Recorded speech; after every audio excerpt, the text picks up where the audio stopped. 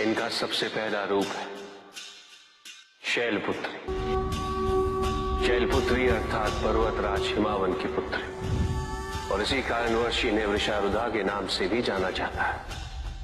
नवदुर्गा का दूसरा रूप है ब्रह्मचारिणी। ब्रह्म अर्थात तपस्या, चारिणी अर्थात आचरण करने वाले। ये रूप उस ज्ञान व आचरण का प्रतीक है जिसके माध्यम से इन्होंने मुझे अपने पति के रूप में प्राप्त किया। नवदुर्गा का तीसरा रूप है चंद्रघंटा। मस्तक पे घंटे के आकार में आधा चंद्र। ये रूप अत्यंत शांतिदायक और कल्याणकारी है।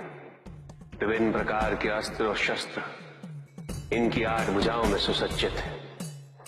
यह है नवदुर्गा का चौथा रूप। इनकी मंद मंद हंसी से संसार का जन्म संभव होता है, और इसी कारणवश इसे कुष्मांडा के नाम से जाना जाता है। अष्टभुजा, शस्त्रधारिणी, हिरण्यवर्णा, केवल यही है जो सूर्य के भीतर लोक में वास करती है। 10 दिशाएं इन्हीं से आलोकित, जिनकी कृपा से मूर्ता विज्ञान सागर में परिवर्तित हो जाती है, वो है स्कंद माता। नवदुर्गा का 5वां रूप सिंह वाहिनी, और इनकी उपासना द्वारा मोक्ष का मार्ग सुलभ होता है। जिस रूप में इन्होंने महिषासुर का वध किया वो कात्यायनी कहलाता है।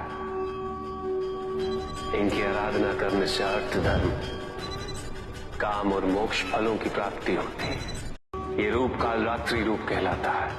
एक हाथ में लोहे का कांटा और एक में खड़ग, जिनका आशीष शुभों का कर्ता और कारक है।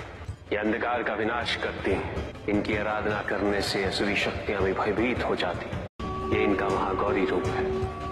श्वेत वर्ण, श्वेत वस्त्रों से सुसज्जित, चतुर्भुज, त्रिशूलधारी, तालवाद्य धारण करने वाली ये इस रूप में अपने उपासकों को अभयदान देती है। माँ दुर्गा का 9वां रूप सिद्धदात्री कहलाता है। अनिमा, महिमा, गरिमा, लघिमा, प्राप्ति, प्रकम्य, अश्वत्व, वश्यत्व, ये 8 सिद्धियां केवल इन्हीं की कृपा से प्राप्त हो सकती है। मेरा अर्धनारीश्वर रूप इनके सिद्धदात्री रूप की ही देन है।